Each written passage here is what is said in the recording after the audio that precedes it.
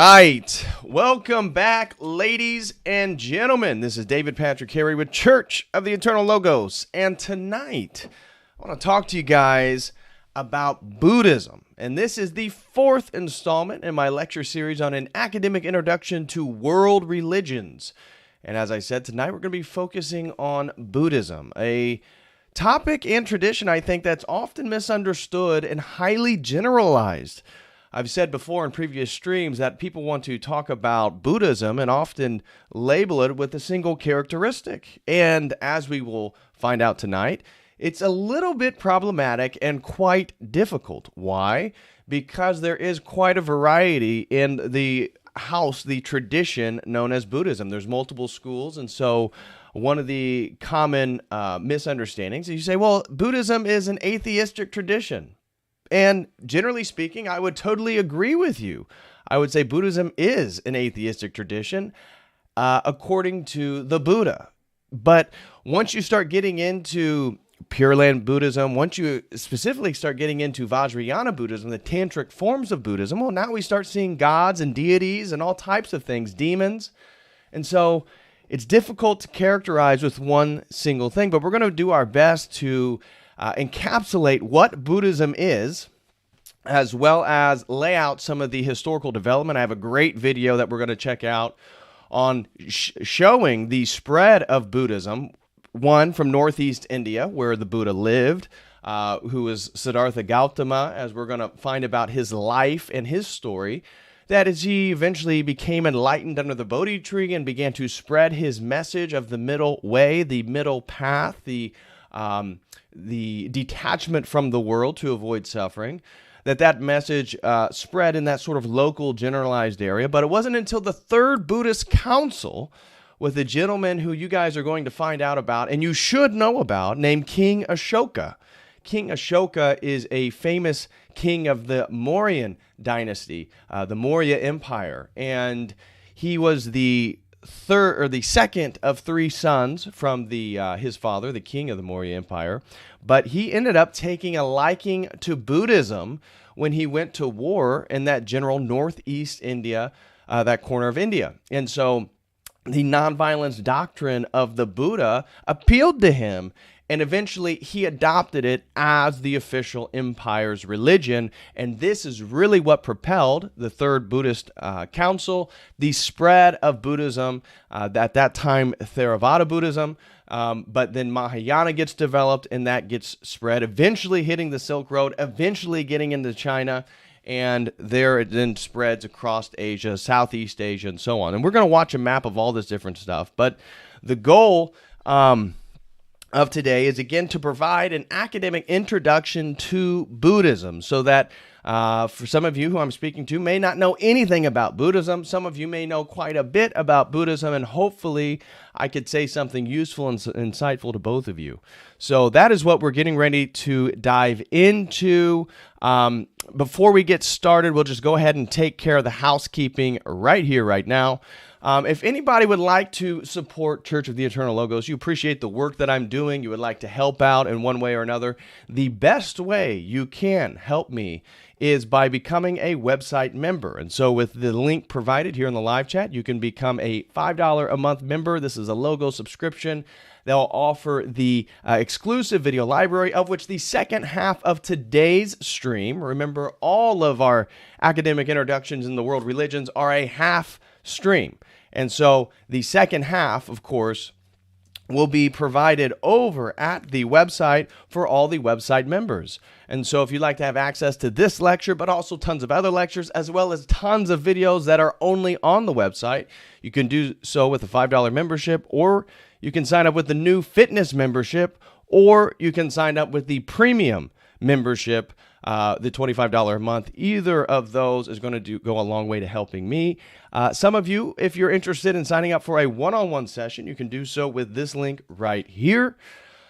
Unfortunately, this Thursday is jam-packed. So this Thursday, I have no room for any more one-on-ones. However, next Thursday, if you'd be interested, you could certainly sign up and we can schedule a time then. And then, of course, if anybody would have a topic that they would really like me to dive into in sort of utilize my research capabilities on a specific topic, you can do so by sponsoring a stream. You will purchase a stream sponsorship. I will email you. You lay out what type of topic you would like me to research, and I will then make a video on it.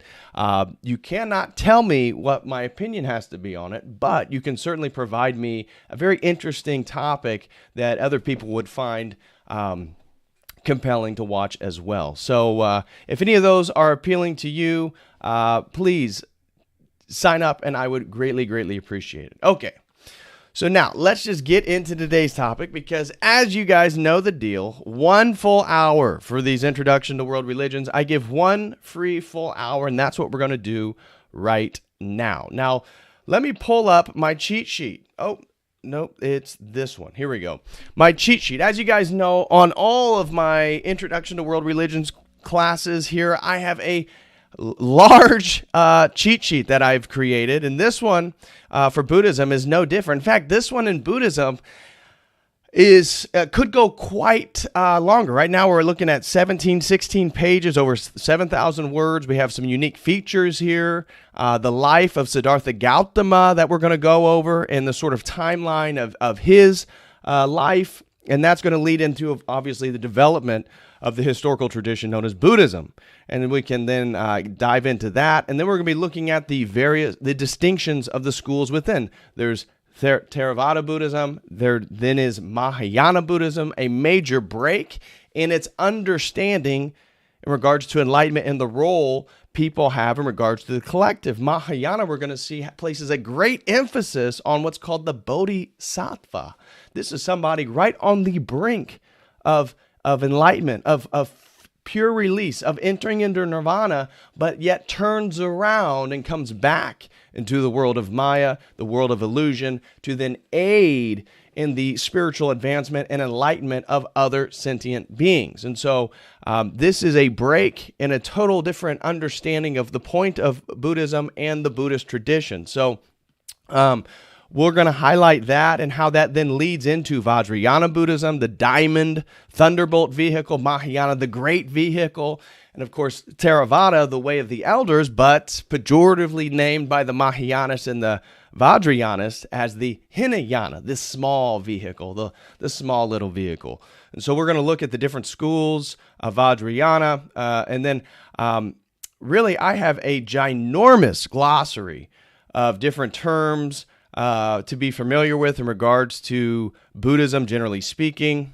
Now, one of the things I wanted to do was obviously get into some of the aesthetics of Buddhism, but I don't think we're going to be able to do that today. So today, I think I'm going to save all the aesthetic dimensions of Buddhism for the members stream. And really today, try to hammer home a lot of the intellectual stuff. So maybe compared to some of the other streams, we are going to focus more on the glossary today. Depends on how much time we have, but there's so much content to get through because Buddhism has quite an interesting historical development. So let's scroll up to the top here and get started.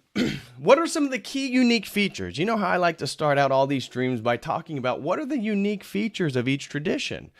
And one of the unique features of Buddhism is that it's a unique variation of Dharmic religions. What are Dharmic religions? Well, I mentioned this probably in the Hindu video, the last segment in regards to this lecture series, where Dharmic religions include Jainism, a tradition we have not dove into yet, sometimes included with Sikhism, a more contemporary religion founded by Guru Nanak. And I plan on doing the next installment in this series will be Jainism and Sikhism so that we can sort of round out India and the religions of India. Now, Buddhism, Buddhism is an Indian religion. Now, most people don't think of India when they think of Buddhism. They think of East Asia, and this is due to the historical development and where Buddhism really takes root. Of course, as we talked about Hinduism, Hinduism is just a ginormous amalgamated blob, a term that we use to just describe religious practices based on the Vedas or people that believe in the Vedas of India. And so, of course, within Hinduism, when Buddhism got going, or Buddhists began to be somewhat prominent in India, well, they just incorporated into Hinduism. So Buddha just became a new avatar of Vishnu. But Buddhism, as taught by the Buddha, is actually a very unique break-off of these Dharmic religions. So they believe in the Dharma, an ordered way. Some people like to say, well, it's kind of like Logos. Okay, kind of. Dharma within Buddhism, as we talked about in Hinduism, the Sanskrit, Dharma has a concept of duty, of purpose, of a sort of role one has to occupy.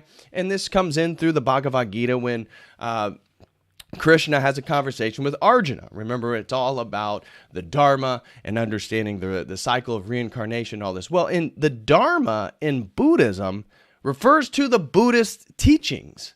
So the purposefulness, the duty, is that of the Buddhist teachings itself. So whenever we're talking about the Dharma, and you're going to see the word Dharma appear multiple times for Buddhism, within Buddhism, it's always referring back to the teachings of the Buddha. It's always referring back to the Four Noble Truths, the Eightfold Path, and so on. And so this is a unique break-off of these Dharmic religions. Is the Buddha a god? And this is a complicated question. I would say no, generally speaking. Now, obviously, when you start getting into the tantric forms of Buddhism, Buddha does take on deific properties, all this different stuff. And we're going to even see the idea of grace, which is absent within the early forms of Buddhism. Theravada, that oldest form of Buddhism that's still present, the one that is most likely similar to the teachings and practices of the Buddha, does not have a general concept of grace.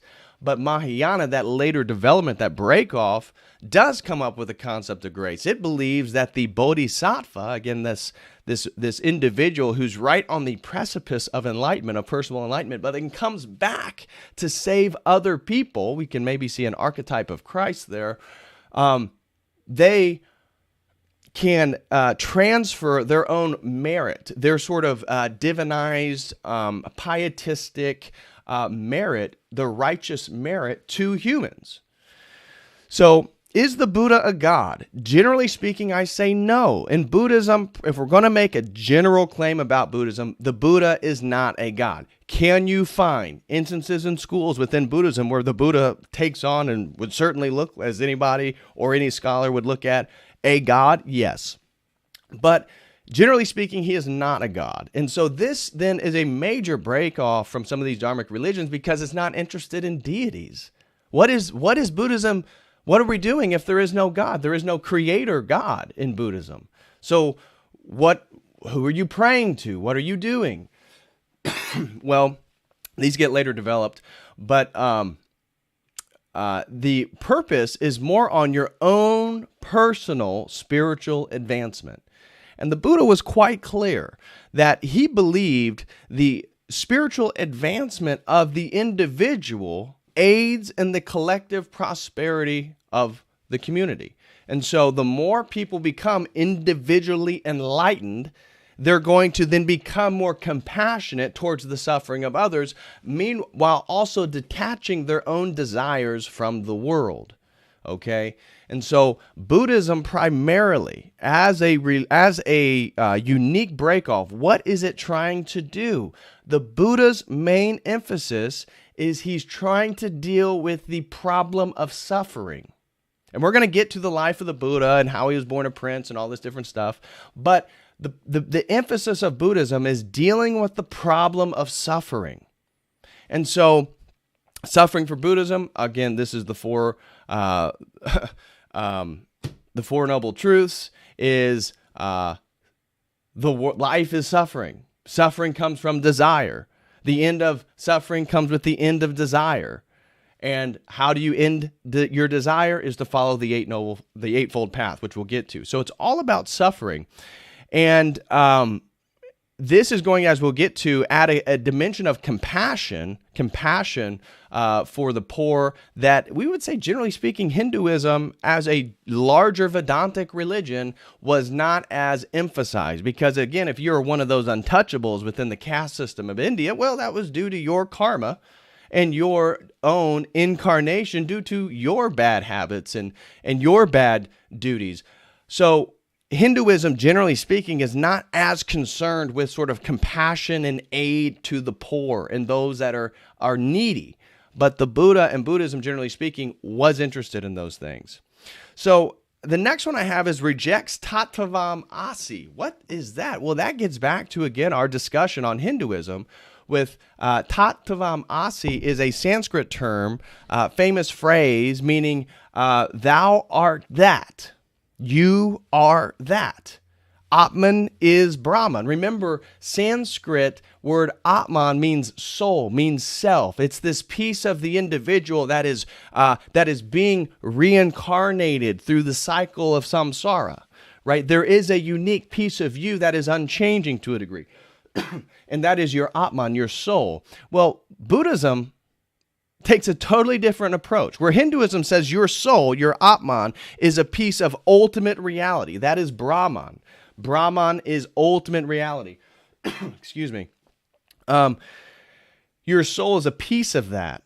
You are that. That means if you look at the animals, if you look at nature, whatever you look out into the world, it's a reflection of who you are.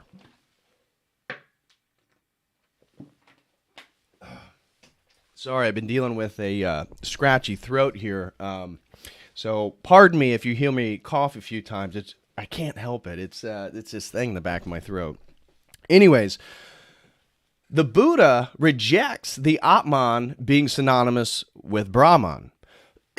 And so where the Atman is your sort of divine piece of ultimate reality within yourself, the Buddha says, no, he rejects it. He says, no. You aren't that. And so he does it's non-dualistic, just like the Advaita Vedanta tradition in Hinduism, but it says the exact opposite. Instead of saying you, the individual, are the multiplicity of the world, Buddhism says the exact opposite. It says, no, that's not who you are. No, you don't even have a soul. You have an an-atman. This is the lack of a true self. This is the lack of a soul. And this doctrine, then, what you believe to be who you are, is a sort of collected tumbleweed of karmic processes that has been moving through the cycle of reincarnation, of samsara. And so what you need to do is realize that you aren't any of these things so that you don't desire any things. You need to detach yourself from the world, and so that you can come to the full spiritual realization of who you ultimately are, which is emptiness. It's a sort of ultimate apophaticism. You are something that can't be put into a box, can't be contextualized. Whatever definition of a person they would reject. There isn't true enlightenment is a blending back, emerging with ultimate emptiness, ultimate total unity, non-distinction, non-duality. And so both the Atman is Brahman, and then the Anatman of Buddhism, both are getting to this place of ultimate non-duality, but they approach it from two opposite standpoints. And so the characteristics of existence, according to Buddhism, is suffering. Everything is about suffering. The entire world is suffering. All desire leads to suffering, and the world is impermanent. Everything is changing. And this is due to a belief that you really need to be familiar with, which is central to Buddhism, which is interdependent origination. Interdependent origination. It's the doctrine that reality is a complex of interrelated and interdependent phenomenon in which nothing exists independently. Instead, the origination of all things depends on other things. It's kind of like a pool table with billiard balls going back and around, and they're hitting each other. For Buddhism, there is no single cause. This is, again, they don't have a creator deity. They believe in interdependent origination. Again, it is a complex of interrelated, interdependent phenomenon in which nothing exists independently. And so the point then of ultimate enlightenment is to come to the realization of this interdependent origination and realize that, wow, I don't need to belong into this multiverse, because once you get into the Mahayana, they do believe in the multiverse, which sort of is going to prevent a lot of quintessential critiques and epistemological. Well, it doesn't matter. There's a multiverse. There's infinite universes, and each one has its own Buddha, according to some schools of Mahayana. So interdependent origination is the idea that all this stuff, the causality, there is no single cause. It's all working on each other. And so the goal then is to get out of the casuistry of the world. Again, that's why you have to recede back into yourself through meditation, through contemplative practices, through self-awareness, and then you're pulling your awareness back into yourself so that you can then sort of not participate in this continual causality of this interdependent origination of the way that the world works to a degree. Okay, so everything is impermanence, everything is suffering, and of course there's no self. This is fundamental. One thing you can say about all Buddhism to a degree is there is no soul. There is no soul. What is reincarnating life after life is your collective karma. And so the less karma you have, the better your reincarnation will be. And so this gets into a later school that we're going to dive into known as Pure Land Buddhism, in which the goal isn't just to relate, and this is a form of Buddhism that's very popular amongst the general public. In Japan, for example, people think Japan, they think Zen Buddhism. Well, Zen Buddhism is not as popular as Pure Land Buddhism in Japan. The majority of people who would still identify as Japanese Buddhists would probably be Pure Land. Same thing in China. The vast majority of Chinese who are still Buddhists, China was once the vast majority of Buddhists in the world, but since the Cultural Revolution, that has drastically changed. Buddhist numbers in China much, much lower than they were before the Cultural Revolution. So in Buddhism, this idea of the no self, this idea of this karmic cycle, Pure Land then says, whoa. Maybe not everybody has the opportunity to reach moksha. Remember, ultimate release from the cycle of samsara, the cycle of birth, death, and rebirth. And so what they could do is live a really good life and then go ahead and just get reborn into a pure land of Buddhas. And within that pure land, then it's way easier to reach nirvana. And so this became a very popular Mahayana interpretation of Buddhism, which develops then a sort of secondary state. Instead of me living here and having to perform practices to reach my enlightenment, Pure Land Buddhism is going to say, actually, there's a realm below it. Again, all the bodhisattvas, all these enlightened beings who turned around to help people. I could, through burning off some of my bad karma, I could then get there through good merit. And then if I'm born in the Pure Land, it's going to be way easier to get to reach nirvana from there. And so that you can see, while peasants of China, of Japan, of these potentially feudal states, they would find that Buddhism a lot more appealing because it gives them hope. You know, if they're having to plow the rice fields all day, it may be a little bit hard for them to meditate and reach these sort of places of enlightenment.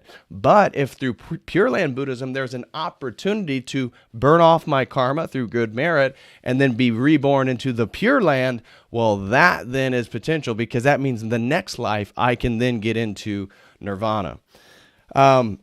So the combination of these presuppositions forms a totally new paradigm of thought concerning liberation and the relationship between the person and the world, right? That's an important understanding within Buddhism. The focus on self-realization through the middle way. So what is Buddha's unique teaching in regards to Indian forms of asceticism, right? And so as we're going to eventually read here the Buddha's life timeline. And of course, he was born a prince. He was a princely powers, and eventually then sees the sufferings of the world and then renounces all that stuff, which includes, again, we're going to get into his son and all this different stuff. Eventually, he renounces the world, renounces his empire that he was going to be passed to him from his father. He flees into the wilderness. He cuts his hair. He gets an alms bowl, and he becomes an ascetic wanderer through India. And this then forms this next section of Siddhartha's life, where he then performs all the intense ascetic practices of India. That means extreme forms of fasting, extreme forms of breath control, extreme forms of meditation, probably extreme forms of yoga. And he eventually gets to a point where he's literally skin and bones. And you can look up the ascetic yoga Buddha, where you see his ribs. He looks like he's about dead, because the idea was that if suffering came from sort of physicality, and again, the suffering that he sees as suffering, disease, and then death, old age and death, well, all those things have a sort of physical element, right? So the idea among some of these ascetics was that if I can sort of gain control of all physicality of my body, okay, extreme forms of fasting, well, then I'm going to be able to lower the experience of suffering. And the Buddha became a prominent ascetic. Everybody knew how great he was. He was great at all these tantric or these intense forms of Indian practice, ascetic practices. And then one day, where he looked like he was going to die, a young woman came and gave him milk rice, a bowl of milk rice, because she thought he was dying. And she wanted to give alms to him and give thanks to him as an ascetic for her new pregnancy of her new son. And so that then shifts the Buddha from the princely world of all sensual pleasures to the renunciation of all sensual pleasures as the ascetic who's almost on his deathbed, to realize enlightenment must be found in the middle way. And that's exactly what the middle way is. It's Buddha's teaching of moderation. And so certainly Buddhism has ascetic features and all this different stuff.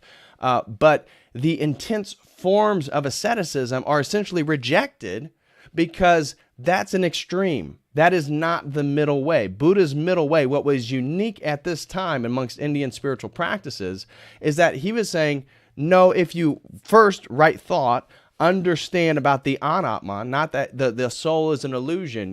The idea that you are everything that exists is an illusion. You need to break from that illusion. Once you get your correct thought, now you can follow a moderated lifestyle. Everything is of moderation. You don't reject everything like the ascetic, and you don't consume everything like the hedonist of the prince who has all things. It's in the middle path. And here, in a way, we can find a very Christ-like message. We'll see this with Christianity as well, that it's a sort of middle road. It's not the extremes of human experience where you find enlightenment. And that was one of the dimensions of Hinduism, right? Is that the intense ascetic, the rishi, the yogi, the guru, the person who does these extreme forms of bodily positions and breathings and holds them for incredible lengths of time, that somehow they're going to attain enlightenment. And the Buddha says, no, that's not the case anymore. It's about a correct understanding, and it's about a sort of moderation and a controlling of oneself. And, of course, compassion to those who are suffering. So the Buddha's middle way is unique among the ascetic forms of self-realization at the time within Hindu traditions. He goes from the pampered prince to the dying ascetic, and yet realizes both are not the middle path. This is, of course, eventually when he becomes awakened under the Bodhi tree. Now, Buddhism has no caste system. Remember, this was part of our discussion on Hinduism and the way that they structured society based on, again, the Vedas and its understanding of the sort of stratifications of people, all based on the concept of reincarnation, and that the Brahmins, right, the priestly caste, they were here. Then you had the warrior caste, you had the sort of peasantry class, the worker class, and it eventually goes all the way down to the untouchables. Well, Buddhism doesn't have this sort of stratified social structure like Hinduism does. In fact, one of the appealing aspects of Buddhism is that it provided new opportunities for women, that women could become enlightened. And so remember, when we talked about Hinduism, if you were born a woman, that's due to your own karma. And so the householder, the person who's going to attain enlightenment, remember we talked about the processes of a sort of general aspect of a Hindu male life is that you become a student, you learn, you get your job, you make money, you get married, you have a home, you have kids that you then can provide for. And once those kids become adults, then you can renounce the world, you become your own ascetic, and now you can pursue your own enlightenment. But that was just for the men. the women, that was not their job. Their job was to continue to help with the children, because if they did a good job, well, then in the next life, they'll be reincarnated as a man, and then they can reach enlightenment. The Buddha pushed against this. And so the Buddha said that there was new opportunities for women, both within the spiritual community, but also within life, generally speaking. And that the teachings are not just for monks and ascetics, but they're for everyone. And so Buddhism and Buddhist teachings, he would teach to anybody and everybody, that you didn't have to just become a monk, you didn't have to just become ascetic, that his teachings or his thought was useful for everybody. And so Buddhism and its advocacy for compassion was a welcoming message wherever it traveled.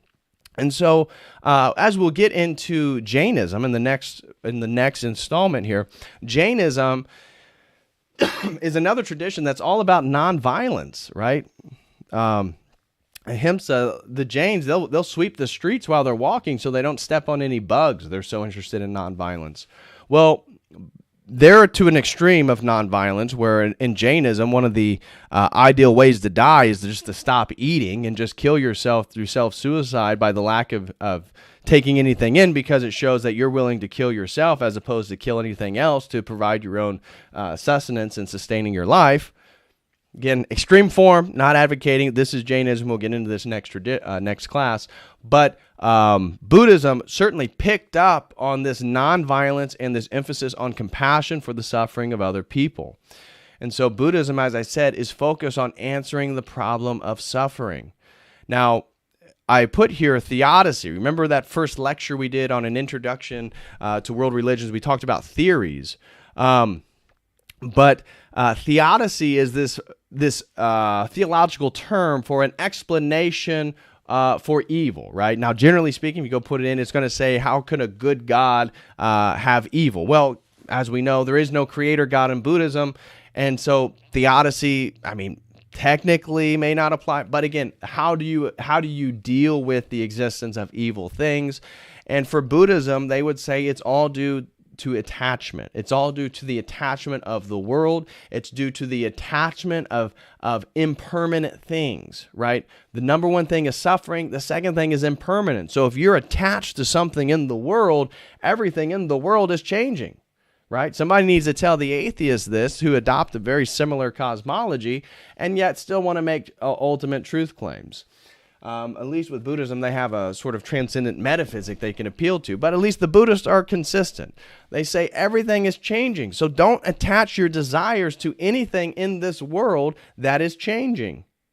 And because it's just going to lead to further and further suffering. And so for the Buddhists, their sort of theodicy, their explanation for the existence of evil is really in regards to people's desires. People are desiring things that are impermanent, and that then is caused through an interdependent origination theory of causality. That's why then it's all sort of haphazard, and there is no pinpoint to the beginning of evil, or where this stuff, or like an ultimate devil or something like that. Meanwhile, when you get into Vajrayana Buddhism, the tantric forms of Buddhism, the ritualistic forms of magic in Buddhism, Tibetan Buddhism, Mongolian Buddhism, well, there you're going to find demons, and they are warmly welcomed in Vajrayana. So in Vajrayana traditions, they'll find demons that encapsulate all the sort of human evils, right? Pride and arrogance and ignorance and wrathfulness. And the goal for some of these Vajrayanas, which again is believed to be the diamond vehicle, the thunderbolt vehicle, Vajrayana through its tantric practices, what it's promising is that you can reach enlightenment in this life. Vajrayana is saying, look, come over here. We're the diamond vehicle. This is the ultimate vehicle. Diamonds related to relics, related to an enlightened being. Relics are left after they're cremated. And so the Vajrayana is saying, look, dude, come here. Like, you don't have to wait for multiple lives to reach enlightenment. If you want to practice our tantric practices, well, you can be revealed the mystery in this life right here. And so within Vajrayana Buddhism, it is a spiritual practice to, in fact, meditate and invoke these demons and then sit there and face them. The goal is for the most nastiest, most evil creatures the imagination can come in contact with, can imagine, that the meditator then faces it, deals with it, attains a sort of meditative, a peaceful state in the face of a demon, and then he's going to acquire sort of divine attributes. And so that is a spiritual practice in Vajrayana that, again, you're not going to find that in Mahayana. You're definitely not going to find that in Theravada.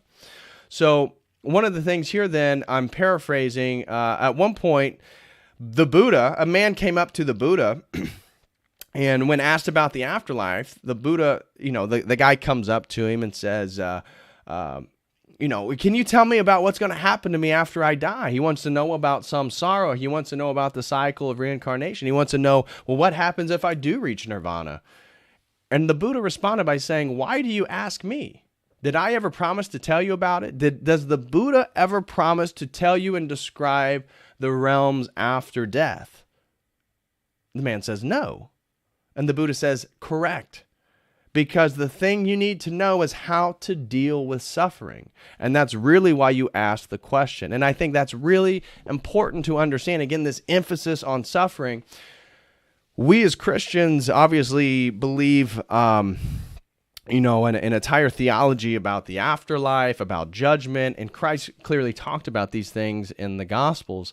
But Buddhism and the Buddha was not interested in talking about what happens after you die. It couldn't be less important because for them, you're going to be reincarnated one way or another based on the merit you have, based on how much karma you have. The more karma you have, the worse off you're going to be. The less karma you have, the better off you're going to be in the next life. And so the Buddha says, correct, because the thing you need to know is how to deal with suffering, because the suffering then is what's contributing to the accumulation of karma within the individual, which is keeping them within the cycle of reincarnation. And so, according to Buddhism and the teachings of the Buddha, what he's trying to tell people is, look, renounce, detach yourself from the world in a moderated way, and that then lessen your suffering, so that then ultimately you're not going to have to deal with these things. And so he says the reason why you ask what's going to happen to you after you die is because you're suffering. It's because you're suffering. And so Buddhism is not an eschatologically focused religious tradition. What do I mean by that? Buddhism is not a religion that is focused on the end times. It's not focused on a second coming. It's not focused on the end of the world. It's not focused on a utopian state. Really, the only utopia is that eventually everybody's going to become enlightened, because that's really the only thing that's keeping the universe going itself, is because the game has to keep going until everybody wakes up, because then everybody's going to wake up to emptiness itself, right? So Buddhism, unlike you would say maybe the Abrahamic religions, is not an eschatologically focused religious tradition. It is not focused on the end times or the end of history or a second coming. The Buddha's not coming back for a second time. Now, you may find variations of these, but these, generally speaking, are not the big schools of Buddhism. None of them would claim that. And Buddhism, generally speaking, it's not a revealed religion, though it has the most texts of any world religion. So what's interesting is that we talked about how the Vedas is a revealed religion. So Hinduism, even though the later texts are not revealed, people would argue that the Vedas were revealed. The Vedas being the religious texts of the Indo-European people who conquered India at that time. So those are a revealed religion. Obviously, the Abrahamic traditions all believed in revealed scripture as well. Buddhism, interestingly, has the most scripture, the most religious texts of any world religion, and yet, it is not a revealed religion, because Buddhism is focused on your own personal enlightenment, which all they can do is provide some teachings for you to reach that point. And that's really, really all it is then, is the Four Noble Truths and the Eightfold Path. That's all you need for enlightenment. Now, obviously, enacting and practicing these things so that you reach personal enlightenment, then you're going to need some help. You're going to need some teachers. You're going to, all this different stuff.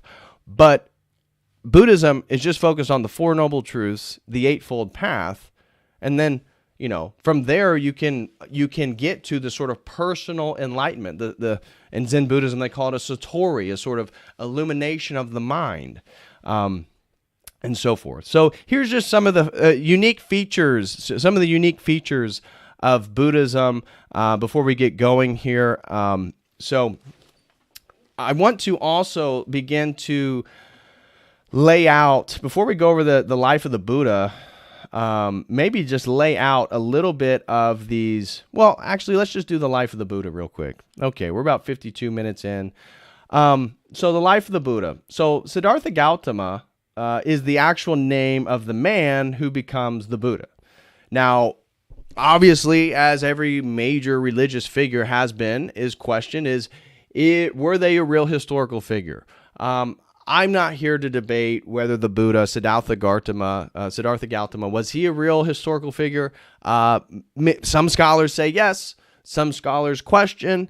One of the difficulties in regards to Siddhartha compared to, let's say, Muhammad or Jesus Christ is the dating. So depending on which Buddhist tradition you're actually a part of, there could be over 100-year difference in regards to when they believe the Buddha lived, when the Buddha was born. That's obviously going to make it difficult then finding the historical empire that he was a part of. Now, other scholars claim that they have found that. So there are scholars who claim that they know what empire or kingdom that Siddhartha was a part of. So we'll just assume that he was a historical figure. Not going to make the argument. Obviously, the Buddha existed during the Axial Age. The Axial Age is this age where you get all these different important religious figures. You get Confucius, Lao Tzu, the Buddha, Jesus Christ, and so on. So the Axial Age, if you're not familiar, go look that up. The life of the Buddha. So his life marks a very sacred pilgrimage followers of the Buddha still make. So there are these 4 sites within India: the place of his death, the place of his first teachings, the place he achieved enlightenment, and the place of his birth, in which pilgrims will walk these paths, these 4 sites, as a sort of Buddhist sacred pilgrimage. And pilgrimage is something, again, we find in all the different world religious traditions. Pilgrimage is a sort of sacred journey. It's an opportunity for somebody to sort of walk paths that ancestors, people before them walked, in an attempt to sort of get better in tune with, better understand these people. And in Christianity, I know there's a famous pilgrimage across the mountains in France into Spain. I forget the name of that one, but yeah, and so forth. So this is a sacred pilgrimage. So the life of Siddhartha Gautama marks the quote-unquote the Buddhist pilgrimage is hitting these 4 sites, okay, and walking them. Now, let's go over the timeline of the Buddha. This is really important if you're going to understand, the whole story here. So the Buddha, one of the things, if you compare him to like Jesus Christ, it's really interesting, is the relationship to his mother, right? In Buddhism, Siddhartha is born from the side of Queen Maya while leaning against a tree. Queen Maya, his mother, then dies 7 days later. Now, what the heck is that? Is it historically literal? Is it archetypal? Is it symbolic? What does that mean? Again, not diving into the historicity of everything, but it is interesting. The fact that he's born from the side of his mother insinuates a sort of divine birth, right? This isn't a virgin birth.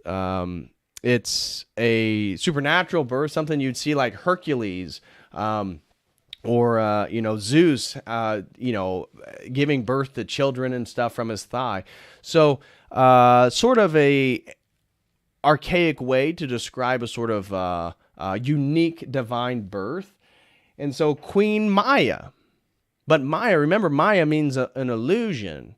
Maya is the illusion of reality itself. And so I have a section on here in regards to Buddhism and contemporary philosophy. Buddhism maintains the Kantian distinction of the knowability of the external world. Okay, so like Hinduism, which says, okay, everything is ultimately an illusion of Maya, everything is ultimately not what you think it is.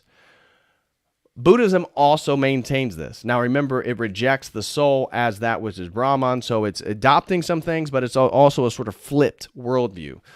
So his mother, Queen Maya, leans against a tree, obviously insinuating the tree, which not only is he given birth of by his mother, but then he's birthed as the Buddha under the Bodhi tree, right? And so Queen Maya dies 7 days later. So our Buddha, Siddhartha, grows up without his mother. What the heck? That's a strange little tale from, you compare that to, Christ, for example, with Mary. Motherhood takes on a very important role within at least that theological system and how it's understood. Here in Buddhism, we see that the Buddha's mother dies 7 days after he's born from her side. Now, is this talking about a C-section? No, I don't think so. You can look up some of the artistic depictions of Queen Maya's birth of Siddhartha. So anyways, wise men, upon Siddhartha's birth, wise men predicted that he would be a great either secular ruler, which his father wanted, or a great religious leader, which is what we believe he became. And so Siddhartha is a name that means a man who achieves his goals. So that's what his parents named him, or his father, I would assume, since his mother died, a man who achieves his goals. Siddhartha then grew up as a prince inside a kingdom of which he had every luxury you could possibly imagine. And Siddhartha was married to a very beautiful bride at the age of 15. Now, in preparation, I saw other stories that claimed he was married off at 19. I don't know. I saw a few instances that said 15. I went with 15 just because, anywhere between 15 and 19 was probably a historical time for a man of royalty to get married. And so I believe it was a cousin. It was a very beautiful young cousin. She was younger than he was, so I assume maybe 13, 14. And Siddhartha was very well educated. One of the interesting things about his life is he was claimed that he was a great martial artist. And so he was trained in martial arts. He was educated. He knew the ways of royalty. He knew the ways of the sort of kingdom. And he was well prepared for a life of royalty to take over the reins that eventually his father would let go of. So married a beautiful young wife who he fell deeply in love with. So Siddhartha fell deeply in love. There's stories about how they were making so much love that they fell off the roof. They were making love on the roof underneath the stars, and they were so occupied with each other's infatuation that they fell off the roof and never even noticed. They just continued to make love. So again, we see the Buddha, Siddhartha, as a figure that encapsulates all possibilities, right? He is a man who's made love. He's a man who has a child. He's a man from royalty. He's a man who knew martial arts. He was a man who was educated in philosophy. He was a man of every opportunity, right? Eventually, Siddhartha, this is where around the age of 19 into his 20s, he, venturing beyond the palace walls, then sees the first time what are called the four sights, or his initiation or his first witnessing of suffering in the world. The first thing he sees is a sick man. And he had never seen a sick person at this point because his father, the king, made sure that his son did not see suffering because of this prophecy, as I mentioned, of the wise man when Siddhartha was born, that Siddhartha was going to potentially become a great spiritual leader. His father feared this, and so he wanted to prevent him from seeing suffering. And the reason why this is, upon again research, was that there was an Indian notion that it's suffering or distress which causes somebody to seek higher spiritual questions. And so this was then the sort of logic of what his father, whether it's an archetype or story, a motif or whatever, or an actual historical happening, wanted to prevent Siddhartha from seeing suffering because he didn't want him to ask these larger, more important, these sort of transcendental spiritual questions. And so, unfortunately for his father, Siddhartha sees a sick man out on the sidewalk. He then sees a suffering old man, a man that's old and wrinkly and has a cane, can hardly move, and he's suffering on the streets. And then he sees a corpse. He sees a dead man while he's out, again, rolling through the world outside the palace walls. And then he sees an ascetic whose tranquil detachment showed Siddhartha at this time how one overcomes the suffering of existence. How one overcomes the suffering of existence. So he sees this Indian ascetic and says, wow, it must be the renunciation of worldly things that one can find so much tranquility and peace. Siddhartha and Yashodhara, that was his wife, had a child named Rahula, which means soft fetter. Why was he named Rahula, meaning soft fetter? Because the Buddha, Siddhartha, actually didn't want his son. So upon the birthing of his son, again, we can see a very, it makes sense within the Buddhist paradigm. Obviously, coming as Christians, it doesn't make as much sense, but Siddhartha saw his son as a fetter, as a hindrance, as an obstacle to his own personal enlightenment and further attachment to the world, because what he's seeing is that he sees all the suffering, right? He sees his four sights. He sees the ascetic who's attempting to detach himself and the tranquility that ascetic has. He comes back to the palace. He has all the sex, all the food, all the anything he could potentially want. And he's interested in potentially renouncing these things, letting go of these things, becoming more ascetic. And then his beautiful wife, who he's deeply in love with, has a son. You would think he'd be extremely happy. You know that his father was happy, regard to the prince having another son. So the royal lineage goes on. And but Siddhartha wasn't too happy. In fact, he just saw it as a hindrance, and that's why he named him Rahula. Siddhartha secretly flees from the palace, abandons his horse deep in the wilderness. So Siddhartha got to the point, this is according to most legends, at around the age of 29, he flees one night. This is, generally speaking, a little bit after his son was born, because his son never meets his father until there's legends later and other texts, and we can get to that later. But his son doesn't grow up knowing who Siddhartha is until later. His mother tells him that he's the Buddha. Now the Buddha's this famous guy, and he says, that's your father, all this stuff. Legend is Rahula asked the Buddha, Siddhartha, his father, to come meet him one day. And Siddhartha agrees, the Buddha.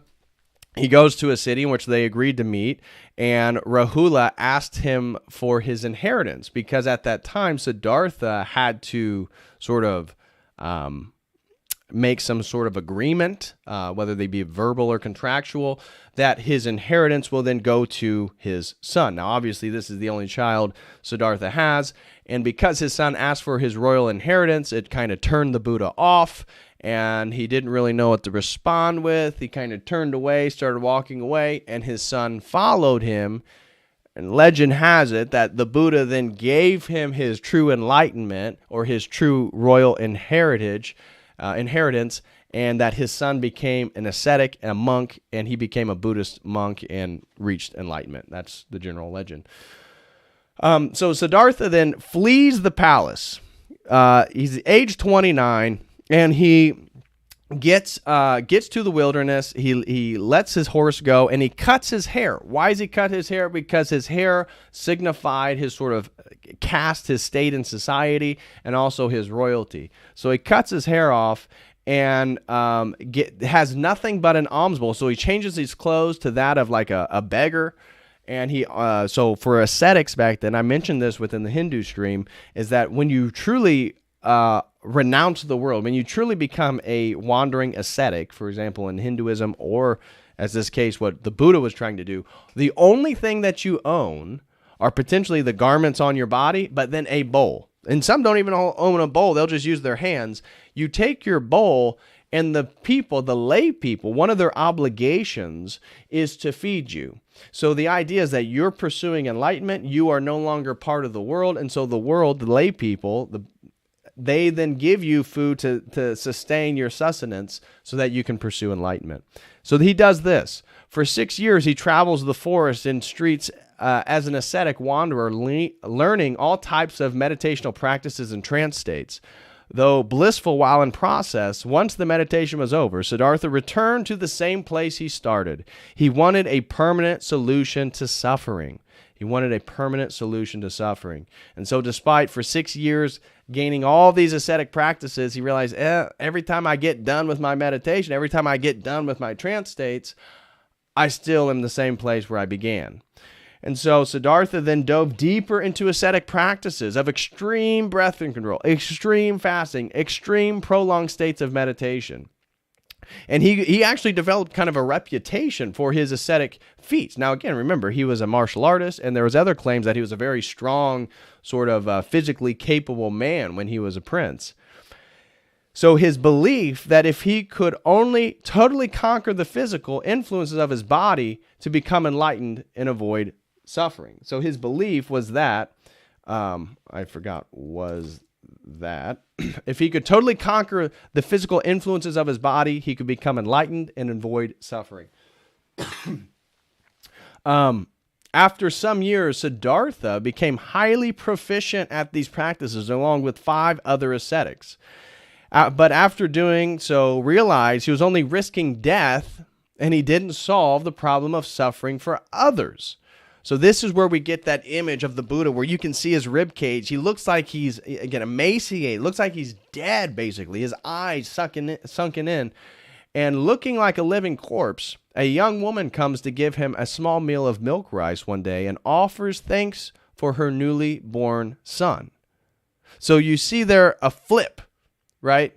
So his mom dies when she gives birth to him, sets him on this sort of path on his life. This point is a transition in the Buddha's life, where now we see a woman come to him, give thanks for the birth of her son, and she's offering him food. And that food, so he eats the food. Again, he looks like he's about to die. And he starts to realize that whatever I'm doing through all these practices of my own will, I'm not really helping anybody else. And so Siddhartha begins to give up his ascetic practices. He begins to eat more food, sort of gain his strength. And then one day he sits under the Bodhi tree and he wants to know how all this stuff relates to other people. And then remembering a moment of liberation as a child, Siddhartha begins to recall all his previous lives and what was keeping people in the cycles of death and rebirth. It was suffering. And so, according to the legends and stories, Siddhartha then, now no longer emaciated, having ate food, having sort of regained his strength, sitting under the Bodhi tree in deep meditation, asking how all this stuff can relate to other people. He realizes all his previous lives. He sees how they led to him being incarnated as the prince. And then he realized that it's suffering. It's suffering that is keeping people in the cycle of samsara. And this is the moment Siddhartha became the Buddha, meaning awakened. So weeks after his awakening, the Buddha decided to share his experience with others. Initially, he was reluctant. He didn't want to, but other people thought it would be useful for him to, and so he was persuaded that somebody might actually understand what it is you're talking about. And so the Buddha then goes to those 5 ascetics he was practicing with to share his teaching. And these 5 ascetics become the first 5 disciples of Buddhism. And this is considered the turning of the wheel of Dharma, right? This is the beginning of what's called historical Buddhism, is that once Siddhartha sat under the Bodhi tree, became awakened to the fact that what's keeping people in the cycle of death and rebirth is their suffering, it's their attachment to the impermanence of material reality, that he then went to go tell people this.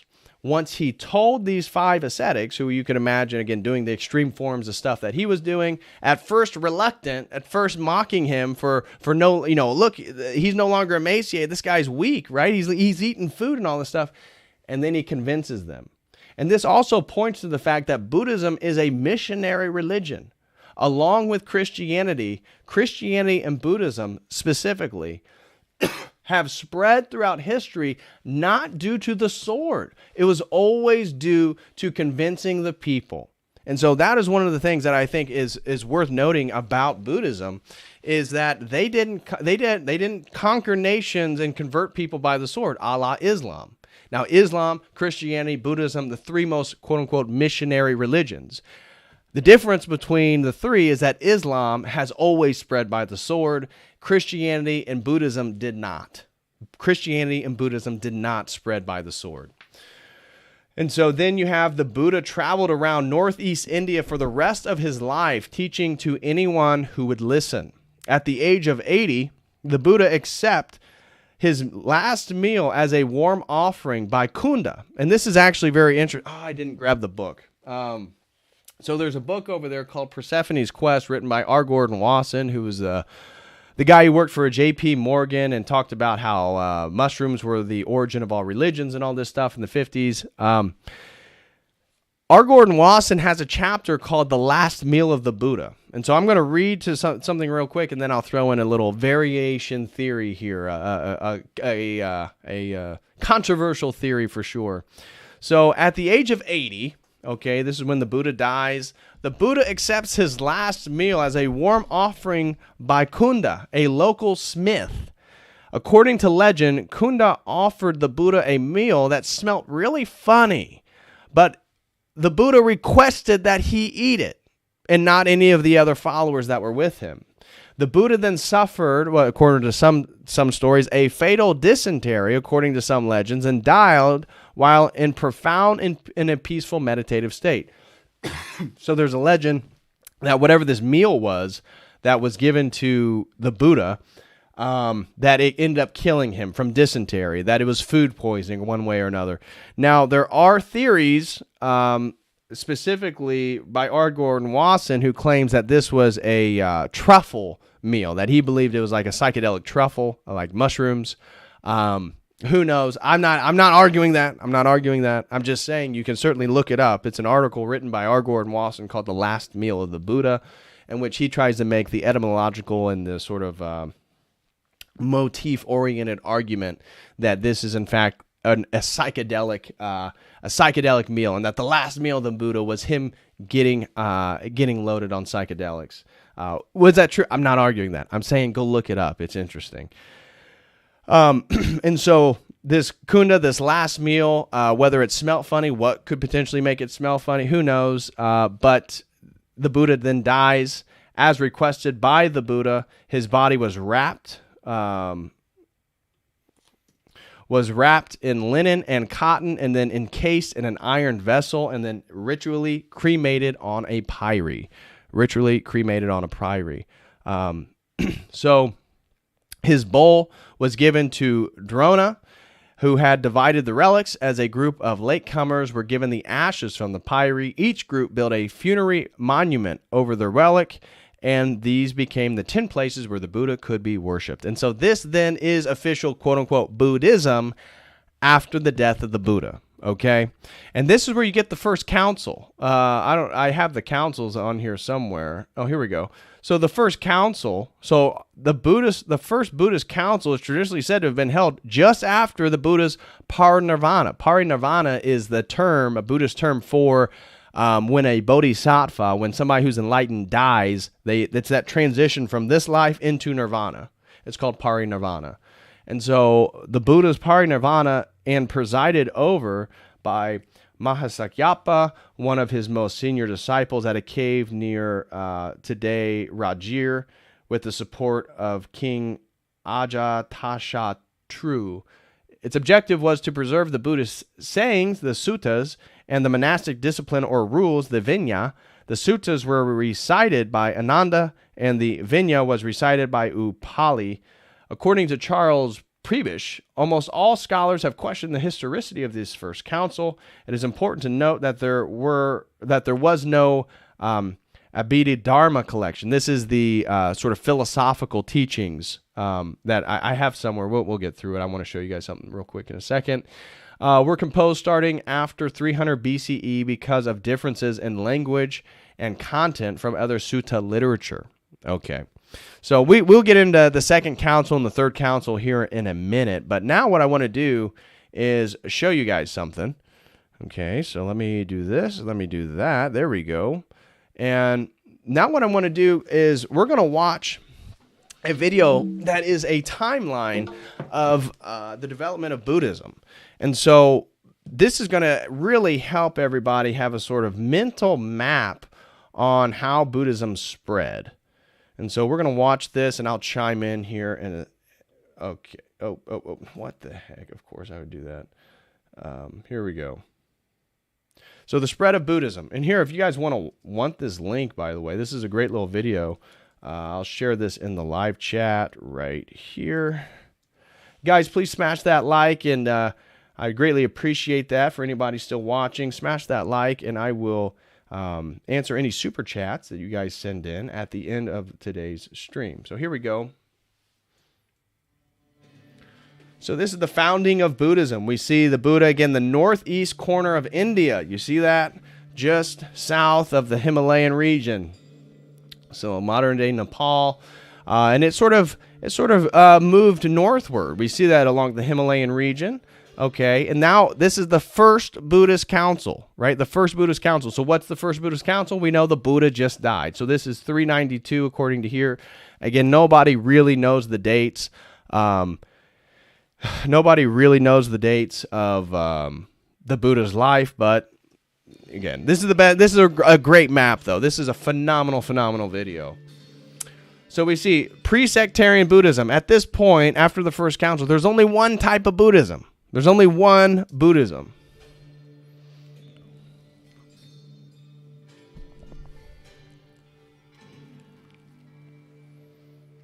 And now we see the second Buddhist council. And the second Buddhist council, and let me pull this up real quick.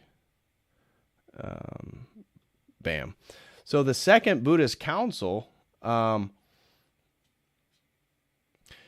the historical records for the so-called Second Buddhist Council derive primarily from the canonical Vinyas. Again, the Vinyas are these books describing the rules of monastic life, okay? The Vinyas are books describing the rules of monastic life. While inevitably disagreeing on points of details, they nevertheless agree that it was attended by 700 monks who met in Vassali, and that the bhikkhus at Vassali were accepting monetary donations, which led to a controversy. The main issue of the council seems to have been related to Vinaya, or monastic discipline, related to several loose practices by monks at Vassali.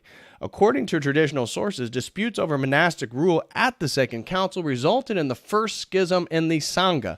The Sangha, S-A-N-G-H-A, is an important word that describes the collective monastic community of Buddhists all over the world.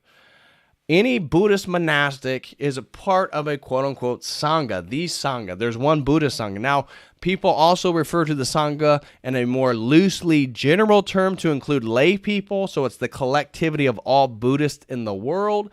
Although, if you look up the definition of the word, even though that may be used sometimes, generally speaking, a Sangha is the collective monastic community of Buddhism. And so, this was due to the first schism in the Sangha, the monastic community.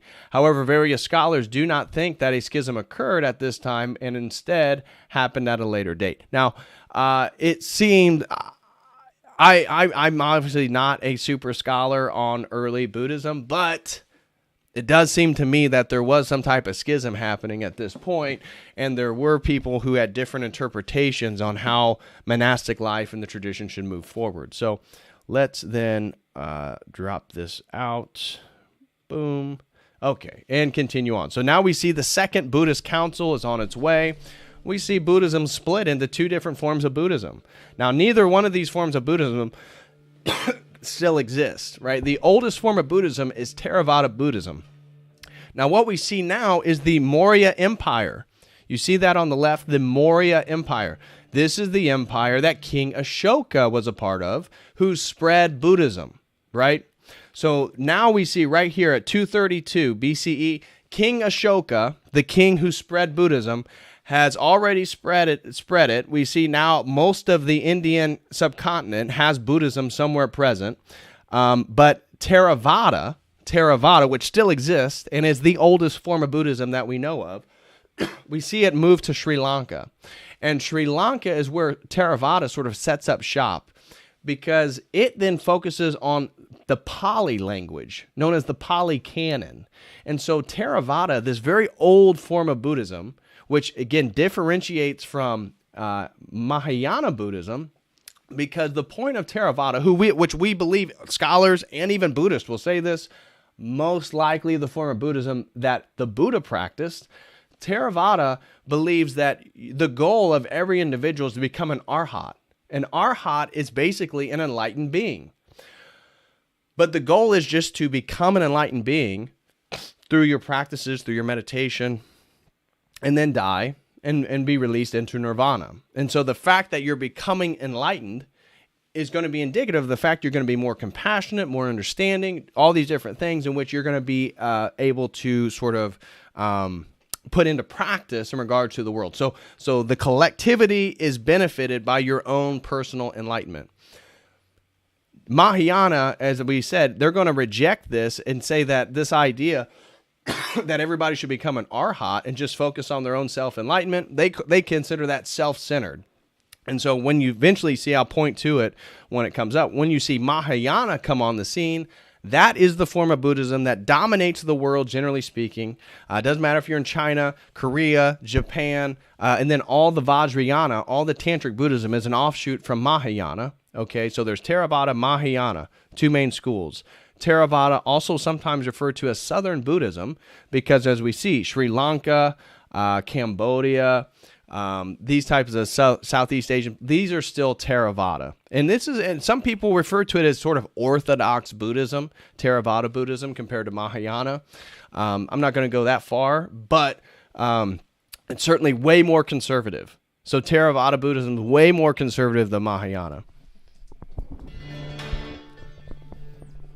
So we see, again, this is still 200 years before Christ, guys. This is 209 BC. And so Theravada Buddhism was already put together what's called the Tripitaka, which is the collection, the sort of three baskets, the three collections of texts that Theravada uses. Remember, Theravada is in Pali. Most of Buddhism's in Sanskrit, okay? And so you're going to see this break here in a second. So now we're moving into, 2nd century BC. We see it's mostly localized in India. Now we see the development of Greco-Buddhism, okay?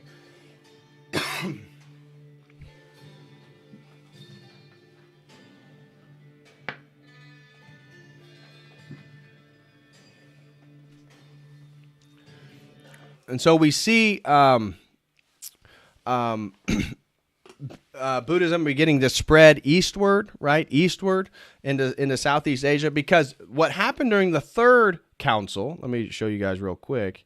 The Third Council then is where the spread of Buddhism really happened. So in striking contrast to the uniform accounts of the Second Council, there are records of several possible quote-unquote Third Councils. These different accounts often function to authorize the founding of one particular school or another. However, they all at least agree that it took place in Pataliputra and the Emperor Ashoka's capital, and that King Ashoka was presided at the Third Buddhist Council. Again, that king of the Maurya Empire. And then, according to the Theravada commentaries and chronicles, its objective was to purify the Buddhist movement, particularly from opportunistic factions and heretics, which had only joined because they were attracted to the royal patronage of the Sangha. Another function, excuse me, of the council was that emissaries were sent to various countries in order to spread Buddhism as far as the Greek kingdoms in the West, in particular the neighboring Greco-Bactrian kingdom, and possibly even farther, according to inscriptions left on stone pillars by Ashoka. Okay. And continuing on here. So pretty soon, in the 1st century AD, you're going to see Mahayana get going. So right now we just see these various schools of Buddhism, the Pali Canon right there before Christ. Now we see the Silk Road, right? Major economic development in regards to the trading of goods between East and West.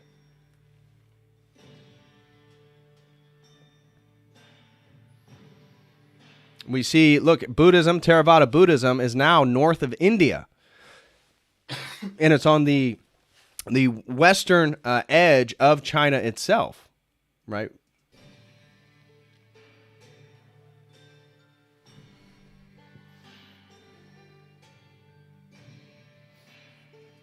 So now we're looking in the 2nd century AD, and Theravada Buddhism is moving its way along the Silk Road into China. However, as I told you, it's Mahayana Buddhism that dominates Asia. So you're ready to see a massive transition in the development of Buddhism and its spread. So here it is. This is where now there is officially Chinese Buddhism, okay, along that Silk Road all the way into China.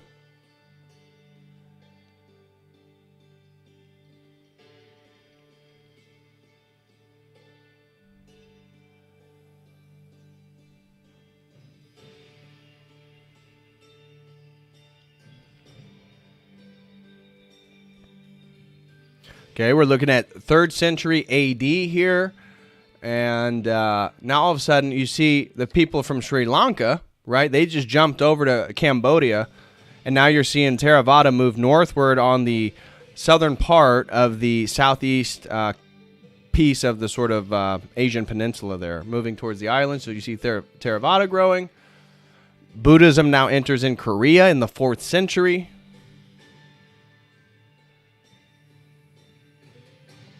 And now you see all these maritime routes. So look at, you see how the Buddhism within China and East Asia is now brown. That is Mahayana Buddhism. That is Pure Land Buddhism. This is a totally different theology than Theravada in regards to the development of this new role, what's called the Bodhisattva. So in Mahayana, as I said,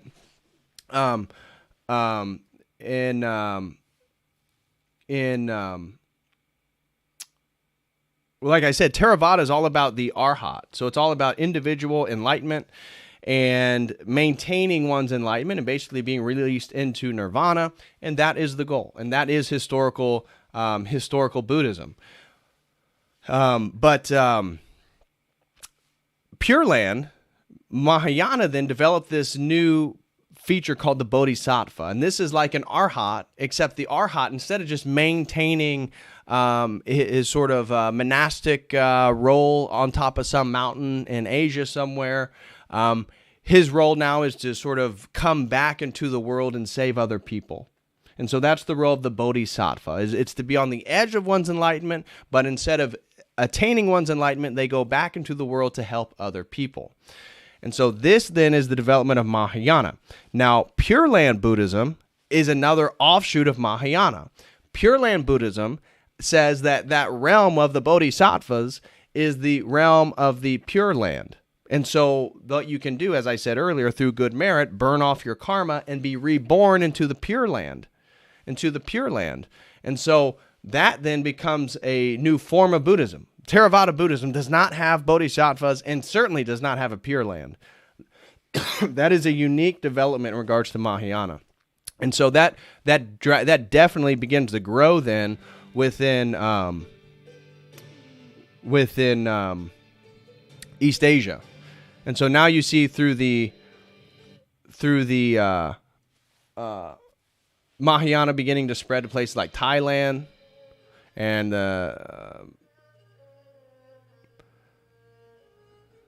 various Southeast Asian islands.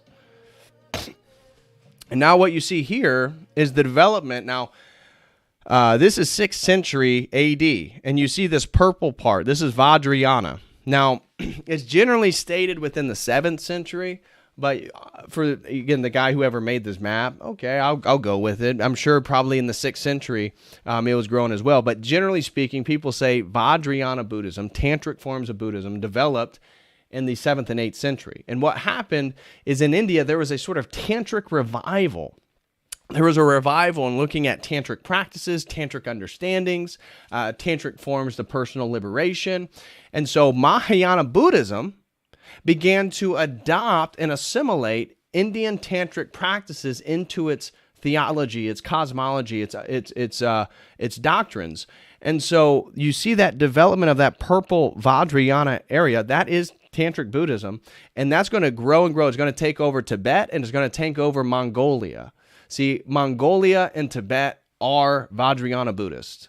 And so Mongolia is really a Tibetan form of Buddhism. So Vajrayana Buddhism, and this breaks into 4 different schools of Vajrayana, but this again is a tantric, magical, with a pantheon of deities and demons and goddesses, all types of stuff. Vajrayana is a whole nother thing, and that's the diamond vehicle, right? Vajrayana promises that if you perform these magical tantric practices of self-illumination, that you can become enlightened within this life. You don't have to worry about, no matter where you're born at, you don't have to worry about being reborn. So that's the promise of Vajrayana.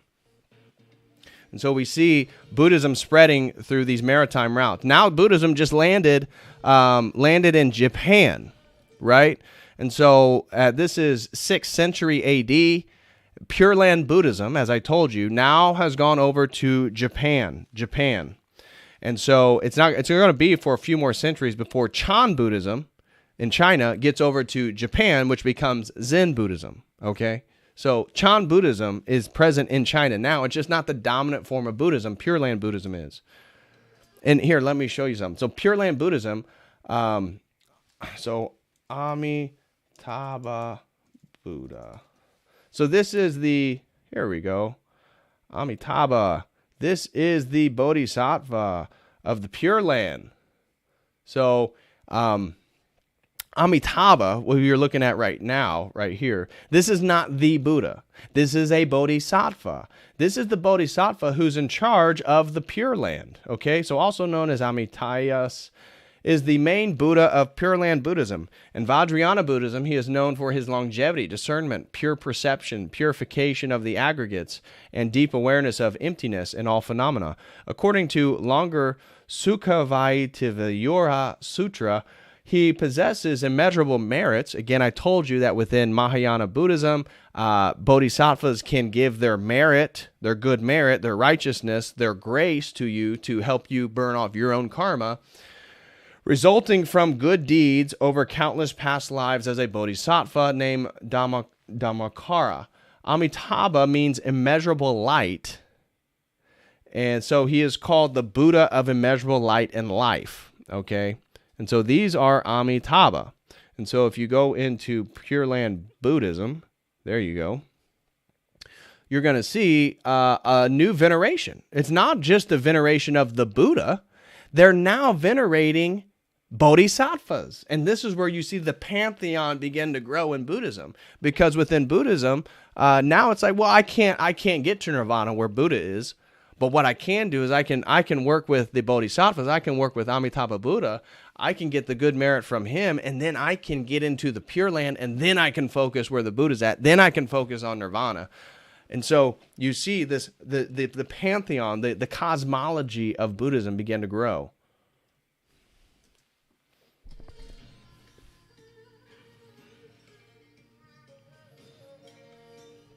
Okay. Now we see the Tang Dynasty. Remember the Tang Dynasty? Remember 635? Remember I talked to you guys about the Church of the East? I talked to you about the missionaries, the Jesus Sutras, the blending of Taoist Christianity. That's all happening right at this point in history. That's all happening right here, right now. The Tang Dynasty, one of the most important dynasties of Chinese history, the Tang Dynasty, they were actually more Taoist than Buddhist, and they're the ones that allowed for the Daqing Pagoda, that pagoda which allowed for the Christians to preserve their practices there in China. And so yeah, this is important. The Tang Dynasty, important period. The next couple hundred years, very prominent, important history within China. And you're going to see Chan Buddhism and Buddhism begin to develop. Because after the Tang Dynasty, Buddhism grows within China. Okay? And so you're seeing Vajrayana begin to move. Look, it's taking over more and more of Tibet. You see that? You see Pure Land Buddhism taking over more and more of China. Again, the Tang Dynasty is getting ready to fall here. And you're going to see Chan Buddhism. Look at Vajrayana grow. Look, now you see Tibetan Buddhism is encompassing Mongolia and Tibet.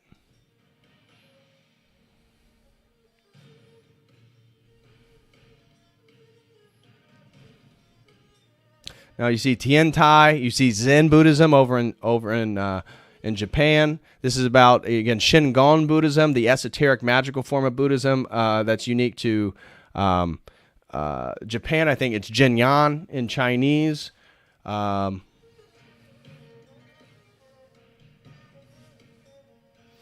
you see that Nyingma, that's because that's the type. There's 4 schools of Vajrayana. You look at Vajrayana, where the purple is, the pink purple.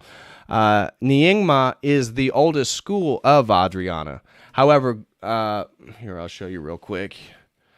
Let me see. Pull this one up. Boom. Here we go. See, Nyingma is the school founded on the first lineages of the translations of Buddhist scriptures from Sanskrit into Tibetan in the 8th century. So the 700s, again, just like the map showed, this was during the reign of King Trisong Detsen, 710 to 755. Then you have the Sakya school. This is the red hat orders. Okay, so you'll see Tibetan Buddhists, and they'll have red hats. Then you have the Kagyu. Again, all 3 of these are the red hat schools, okay? However, Gelug, this is the Dalai Lama. This is the yellow hat school. So, when you see the Dalai Lama, for example, the Tibetan Dalai Lama, he's part of the newest school of Vajrayana Buddhism, and that is the Gelug school.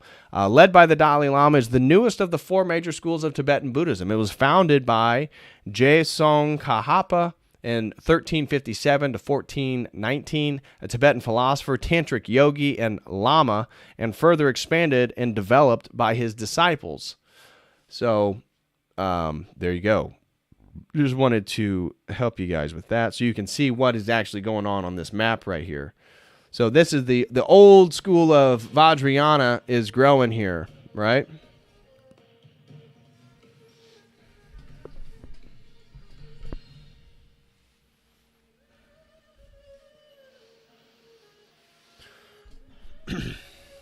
Now we see the Tibetan revival.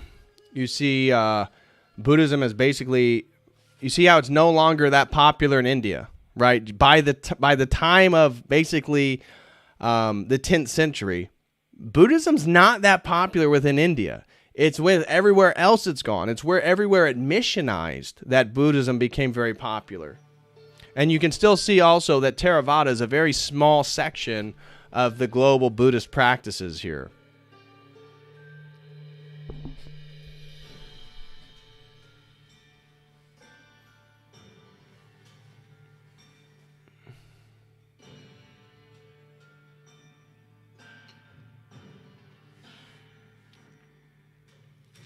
Okay. Now we're into the 12th century,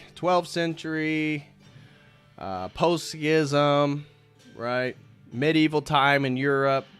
Angkor Wat, the famous Hindu temple turned Buddhist temple. Are you guys familiar with what's called Angkor Wat? Angkor Wat. There we go.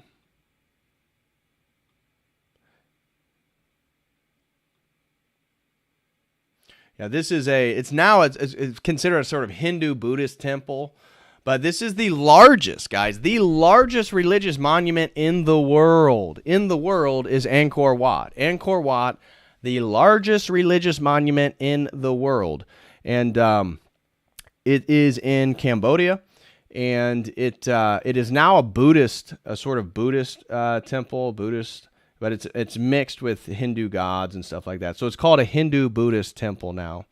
But yeah, that's what it's showing, that Angkor Wat's now founded. And now you just saw a massive spread of Buddhism into northern Mongolia, right? This is the 15th century, 16th century, 17th century. So what do you see now? You see the Nyingma, the Sakya, the Kagyu. Remember the schools of Vajrayana that I told you, the pink? Well, Gelug is the one that the Dalai Lama is in charge of. You see how it's now spread to northern Mongolia? I guess that'd be parts of Russia. And then you see it over in Tibet. And look at Theravada has now taken over Burma, Cambodia, that whole area over there. And then you see how Mahayana dominates China, Korea, Japan, and so on.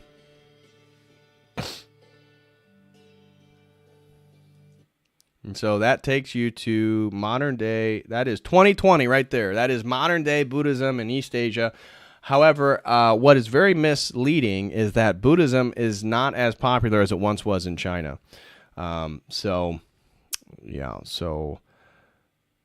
let's say that. Anyways, continuing on here, guys, we are already off hour 42. We're going to have to cut this stream short. As I told you, the second half of all these streams are going to be over on the website for members. So let me wrap up here by again going over some of the differences between these different branches. Well, first of all, here you go. You need to know, you can't talk about Buddhism without talking about the Four Noble Truths. Life is suffering, number one. The cause of all suffering is desire. Suffering ends when desires end. To end desires, one must follow the Eightfold Path. What is the Eightfold Path? Number one, right view and understand. Right view and understanding. Right intention and thought. 3 is right speech, right action and conduct, right livelihood, right effort, right mindfulness, right concentration/meditation. You follow these Eightfold Paths, you will then be on the middle path of the Buddha to and reach personal enlightenment. The doctrine of the 3 bodies, the Trikya, is the Dharmakaya, ultimate reality. This is the first body of the Buddha. The second body is the Sambhogakaya, the divine incarnation of the Buddha. And then you have the Nirmanakaya, the physical incarnation of the Buddha. You have another thing called the 3 poisons of Buddhism. The 3 poisons of Buddhism are greed, anger, and ignorance. Which as Christians, we could also definitely agree with that. That greed, anger, and ignorance are definitely poisons.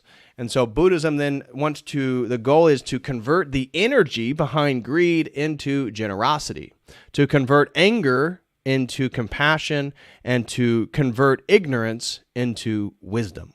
Okay? I will get into, to finish, we'll just close off on these Buddhist traditions to finish off here. And then we'll do super chats and let you guys get out of here so you can join Tristan and Jay for their stream. Okay, the first one. So Theravada versus Mahayana. Theravada, as you now know for sure, is the older, the more historical to Buddhism, to the Buddhism practiced by the Buddha. That is Theravada's claim, is it is the oldest living form of Buddhism that we still have on earth. It is Theravada. It is the conservative form of Buddhism. Very personal journey to nirvana through meditation and spiritual work. That's the whole goal of Theravada Buddhism, is that if you want to help other people, then you need to become personally enlightened. The goal of every Buddhist is to become an arhat. An arhat is the term for a person who is enlightened. And then personal liberation aids to the collective well-being of the world. That's the general Theravada approach. Now, Mahayana is a later historical development that encompasses a very diverse set of traditions. The goal of every Buddhist is to become a bodhisattva, no longer an arhat. You don't want to become the person who gets enlightened and then just leaves for nirvana. That's now a pejorative position. And the Mahayana, which means greater vehicle, called the Theravada, Hinayana, which means smaller vehicle, to say, oh, your vehicle can only it can only help certain individuals who attain enlightenment. My Mahayana vehicle, that's a greater vehicle because it's about the bodhisattva helping other people become enlightened as well. And so both bodhisattvas and celestial beings may aid a practitioner on their journey. And that's where you get celestial beings.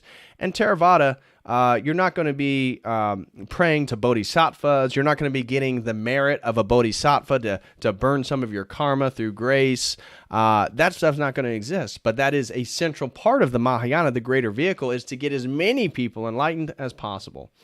And so Theravada Buddhism, the 5th century to 1st century BC. The school is rooted in the Tripitaka, It's the three baskets. I'm sorry. Gosh.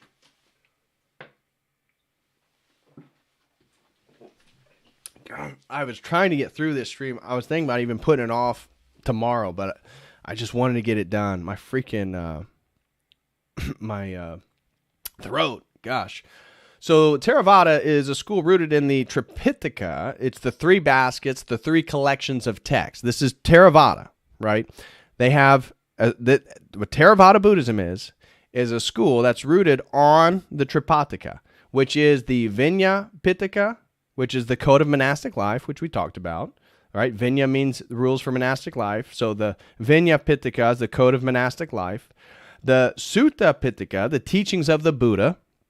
And then the Abhidhamma Pitaka, the supplementary philosophy. So those three books, those three collections of texts, those three baskets, that is then the basis of Theravada Buddhism.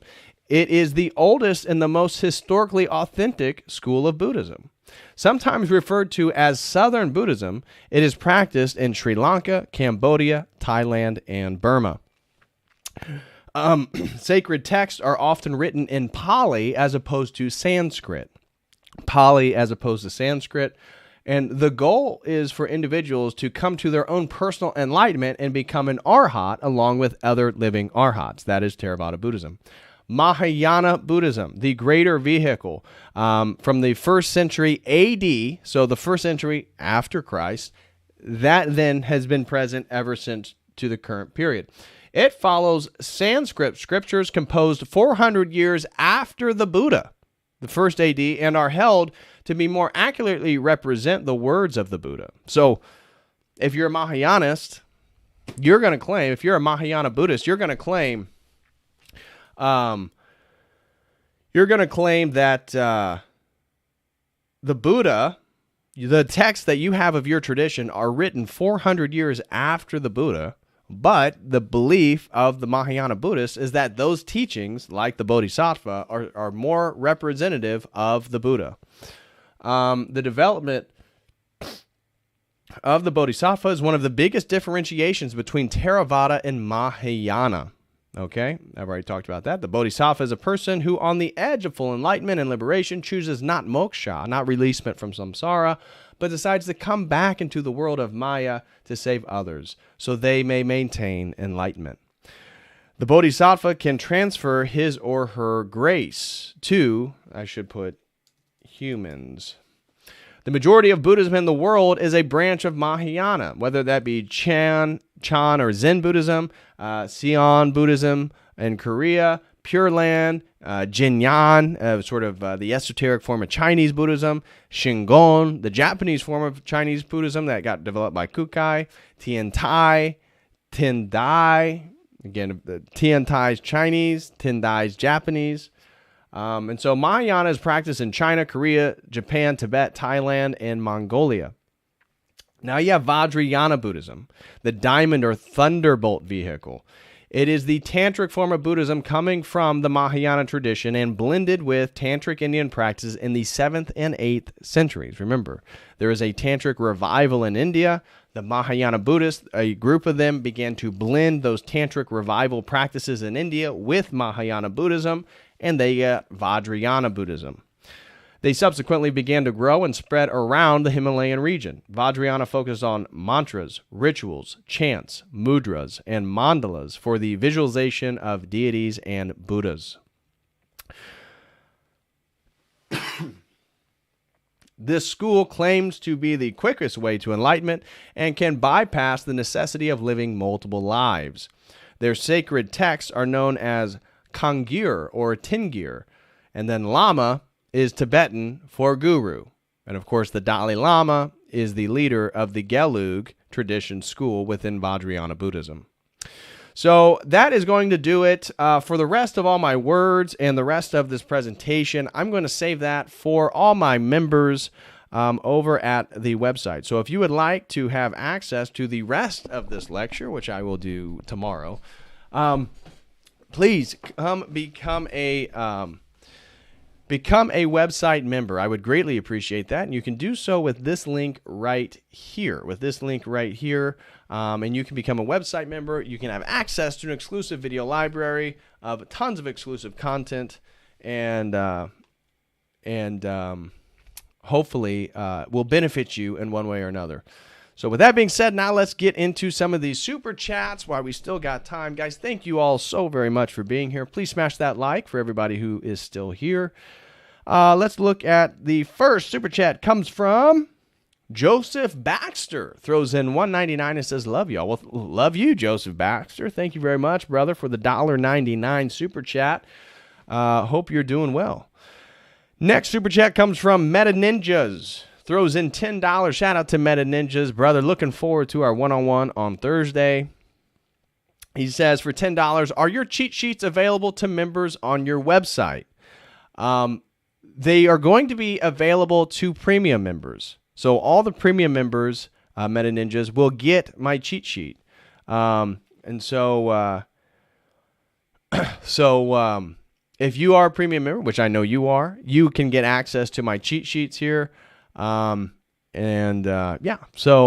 sign up if you're interested in getting some of these cheat sheets. Sign up and become a premium member at the website. Meta Ninjas throws another $10 and it says, random question.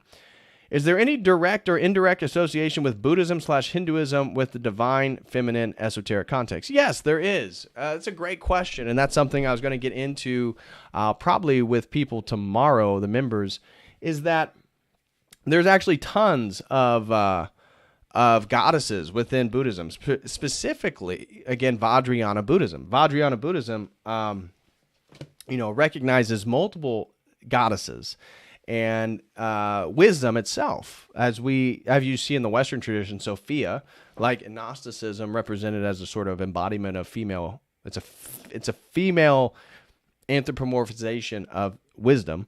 That's also true in Vajrayana. Wisdom is feminine, and wisdom is a female goddess. And so there is no doubt a relationship, an association between Buddhism and Hinduism in regard to the divine feminine. But that is a later development, right? And Vajrayana is a much later. Remember, that didn't get going until the 7th century A.D. Meanwhile, Buddhism, as practiced by the Buddha, gets going, as we believe, in the 5th century BC. So that's over 1,000 years. 1,000 years, right? 1,000 years before Vajrayana really gets going. That's a long time. And so, or at least almost 1,000 years, again, give or take, because some Buddhist traditions, claim that the Buddha lived in the 500s. Some claim that he was born at the end of the 400s. Hard to tell. But Theravada, not as much of a relationship with Hinduism. Buddhism certainly moving in that direction, or Mahayana Buddhism moving in that direction. Vajrayana Buddhism, yes, a lot of relationship with Hinduism in regards to the divine feminine, because, as you pointed, esoteric context. Well, Vajrayana is a magical form. Now, it's not esoteric in the sense that it's public rituals. I mean, this is exoteric ritual Buddhism. But if you get into things like Shingon or Jinyan Buddhism, these are the esoteric schools of China and Japan. Again, you're going to find all these goddesses and these female embodiments that you can pray to, that you can invoke, that you can get merit from, that you can acquire wisdom from, you can get blessings from, miracles from, all that type of stuff. Bone Man right now has just said wisdom is referred to her in Proverbs. Exactly. And so in Vajrayana Buddhism, in Buddhism, generally speaking, wisdom is feminine. And so specifically in Vajrayana Buddhism, you get tons of goddess figures. In fact, there's one specific that's escaping me right now in regards to the sort of goddess that Vajrayana's. What is it? It's going to bother me. There's a particular goddess that they really venerate. I don't know. I'll find it later. I'll talk to people about it in the member section. But anyways, Meta Ninja's great question, brother. Great question. Yes, you definitely find it, but it is in Vajrayana as opposed to Theravada. Less so in Theravada, more so in Mahayana, most so in Vajrayana. So thank you so much, Meta Ninjas. Can't wait to talk to you, brother. God bless you. And next one comes from the Genghis Khan. Throws in $9.99. Shout out to Genghis Khan. Thank you so much, brother, for the super chat. Next one comes from Bone Man 538. Throws in $100. Oh my gosh! Shout out to Bone Man 538. Man, woo! I didn't see that. Thank you so much, brother, for $100 super chat. Thank you very, very, very much. Let me refresh that. Bowman says thank you. I say thank you to you, Bowman. Thank you, brother, for the $100 super chat. I really, really appreciate that, brother. Bowman 538 is the biggest supporter of Church of the Eternal Logos, no doubt about that. And so thank you so much, man. I really, really appreciate it. God bless you. I really appreciate it, man. Thank you. Oh, man. Thank you, Bowman. Gabriel Lopez throws in $4.99 and says, Christ is king. No doubt about that. Christ is definitely king, and every knee shall bow. With you there, Gabriel Lopez. Shout out to you and the family. Hope you guys are doing well. Next super chat comes from TZ Tai Zin. Throws in $10. No comment. Well, thank you so much, TZ Tai Zin, for the $10 super chat. I truly do appreciate that. And Spin throws in $5 for some lozenges. Yeah, I could definitely use those right now. Thank you very much, Spin, for that. I apologize, everybody, for the coughing. I have this tickle in the back of my throat, and for some reason, it makes me cough like crazy. I don't know what it is. So I apologize. And Bowman538 with another super chat. My gosh, Bowman538, dude. Thank you so freaking much, man. So much, dude. You have helped me more than anybody, dude. Bowman538 throws another $8 super chat and says, wisdom also referred to as her in Proverbs. And it absolutely is.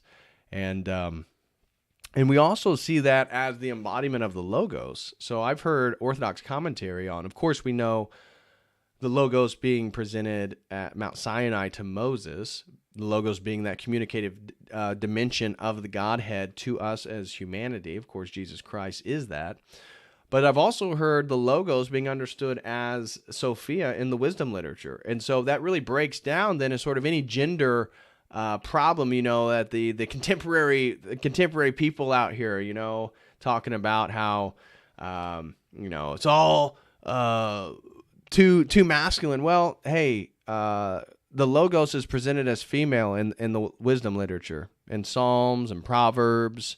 It's a her. That just shows you sort of breakdown, but also the same use of the sort of semiotic motif that's present in Buddhism, that's present in Christianity, it's present in Gnosticism. So very common for wisdom to be embodied as feminine. And so thank you, man. Bowman538, thank you, brother, so much. I truly do appreciate it. God bless you, man. Thank you very, very much for everything you do. And a special thank you to all the super chatters. Thank you, Spin, for the £5 for some lozenges. I do need those. Thank you, TZ Ties In, for the $10 super chat. No comment. Truly appreciate it. First time super chatter. Thank you so much, Gabriel Lopez, $4.99. Christ is king. He is, and every knee shall bow. God bless you and the family. Hope you guys are doing well. And then Bowman538, Kangas Khan, thank you so much, bro. And then Meta Ninjas, really appreciate your generosity and support, brother. Looking forward to talking more on Thursday. And Joseph Baxter with the $1.99. Thank you very much, Joseph Baxter. Guys, with that, I'm going to get off here. I appreciate all of you guys dealing with me and my ticklish throat and me constantly coughing. But I hope it was useful for you guys and that you enjoyed it. Jermaine Lopez says, you going to hit the gym after the stream? Actually, no, dude. This freaking thing in my throat. I haven't missed my workouts, but I didn't go today because I didn't want to weaken my immune system by lifting weights. So I've just been hitting the vitamin C, hitting the cough suppressants, hitting the water, making sure I'm juiced up with enough food. and energy, and just trying to let my body heal. But I'll tell you what, I'll probably hit the gym tomorrow morning. That's for sure. I can't go too many days. But thank you so much, Jeremiah Lopez. Shout out to Dangerfield Henley. God bless you, brother. Shout out to Theoria Zone. Shout out to Slowboy. Shout out to Kristen, Slowboy Whiteboard. Shout out to Genghis Khan, man. All the homies. God bless you, Orthodox Boomer Grandma. I will be back Friday with a new stream. Until then,